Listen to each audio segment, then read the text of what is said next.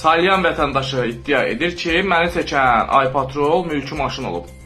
Mülki maşına yerləşdirilmiş radarla məni çəkiblər. Gəlin, paylaşdığı videoya baxaq. Videoda görürsünüz ki, birinci deyir Salyanda deyir Mercedes logosu olan yol polis maşını ilə bu vaxtıcan rastlaşmamışıq. Mən də öz növbəmdə baxdım ki, 2019-cu ildə gələn Mercedes markalı polis maşınlarında Mercedes logosu yoxdur. Sonra iddia edir ki, bu video maşının içindən çəkilib, maşının damından çəkilməyib.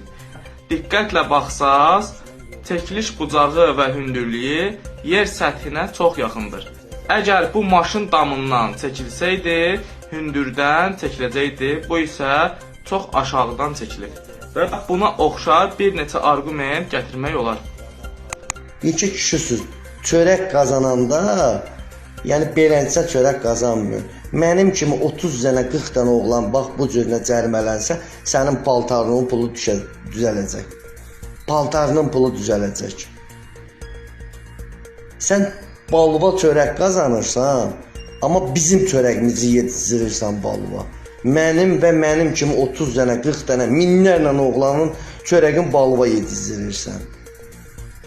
Mən o çörəyin halallığını verdim. Çünki o çörəyi uşaq yeyəcək. Ona görə onun halal. Uşaq məsumdur, uşağın heç bir günahı yoxdur. Uşaq bilmir sən haradan çörək qazanıb gətirirsən.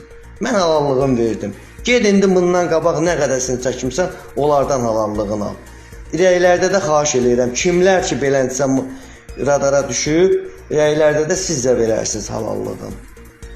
Bəs sürünə, yekə adamsınız, yekə insansınız. Görmüşdük, bu qədər də yoxdur da.